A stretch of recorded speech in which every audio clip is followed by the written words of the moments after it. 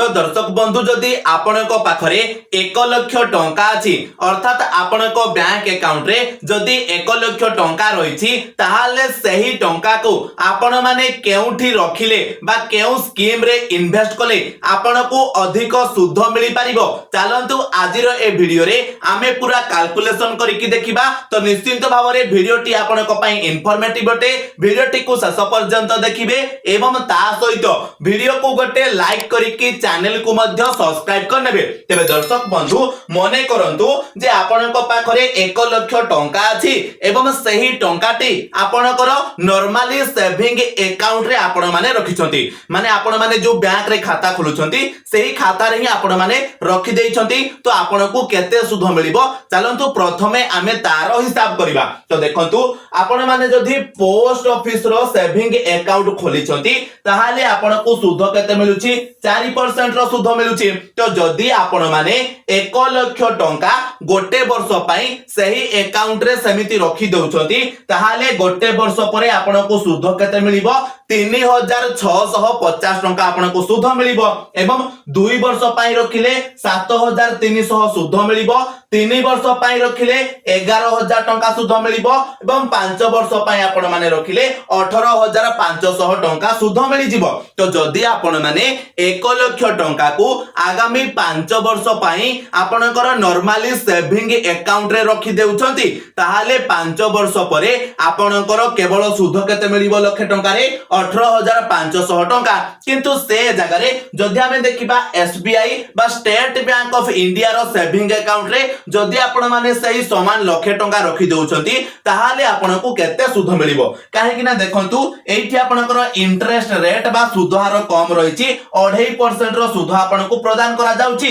जेउ जगह रे post office रे आपणको 4% सुध मिलुछि। तो निश्चित भाबरे एठी आपणको कम सुध मिलिबो। तो गोटे वर्ष आपण माने लाख टंका जदि रखुचंती सेविंग अकाउंट रे एसबीआई रो ताहाले आपणको मात्र 2482 टंका सुध मिलिबो। 5 वर्ष रे आपणको 12500 टंका सुध मिलिबो जेउठी कि हम जदि तुलना करिबा पोस्ट ऑफिस रो सेविंग अकाउंट सहित एठी आपणको 12500 टंका मिलुथिला बेले एठी 18500 टंका मिलुछि आहुरी 6000 टंका अधिक आपण मानकु एठी सुध मिल जाउछि पोस्ट ऑफिस रो सेविंग बैंक अकाउंट रे। तो निश्चित भाबरे एठी जो प्रश्न आसुछि जे जदि हम पाखरे 1 लाख टंका रहिछि ताहाले आमे जदि सेही टंका को सेविंग अकाउंट रे रखिबा को चाहुचे ताहाले आमे केउ सेविंग अकाउंट रे रखिलो भलो हबो ना पोस्ट ऑफिस रो सेविंग अकाउंट रे रखिले भलो हेबो जेहेतु आपनको अधिक सुध मिलि जिवो। एइटा आपण माने बुझि गले। तापरे हमें देखिबा जे जदि आपनको पाखरे 1 लाख टंका अछि आउ ताकू जदि आपण माने एफडी बा फिक्स डिपॉजिट करि देउछंती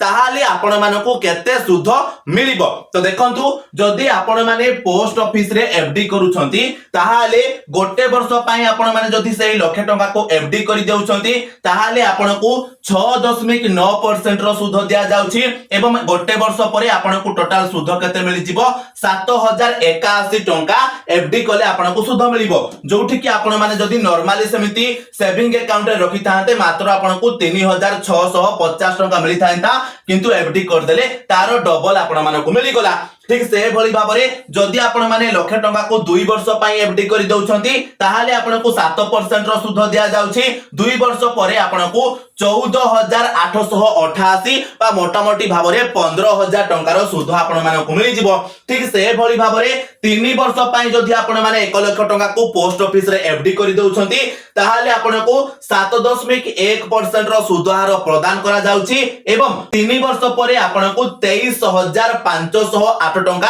केवल सुध मिल जिवो लाख टंका रे एवं 5 वर्ष पई जदि आपण माने एफडी करि देउछंती ताहाले 45000 टंका केवल आपनको सुध मिलिबो 7.5% रो सुध हार मध्ये आपनकर रहिबो। तो निश्चित भाबरे आपण माने एठी कोन देखिले जदि आमे 1 लाख टंका को एफडी करूछंती एवं ता सहित नॉर्मली सेविंग अकाउंट रे रखुछंती ताहाले केते डिफरेंस हमर आसुची। तो देखंतु आमे कोन कहिले एठी 5 वर्ष पय आमे टंका रखुचे मिनिमम आमे नेकी जाउचे 5 वर्ष। तो एठी आपण माने भाबि नियंतु आपनक पाखरे लाख टंका अछि एवं आगामी 5 वर्ष पर्यंत से लाख टंका आपनकर किछि काम नाही आपण माने 5 वर्ष पर्यंत ताको रखि देबे। तो जदि आपण माने नॉर्मली सेविंग अकाउंट रे से टंका को रखि देउछंती पोस्ट ऑफिस रो ताहाले आपनकु केते सुध मिलुथिला 5 वर्ष रे देखंतु 18500 आपनकु मिलुथिला 18500 तो सेविंग अकाउंट रे आपण माने लक्षे टंका जदि आगामी 5 वर्ष पर्यंत समिति रखी दउछंती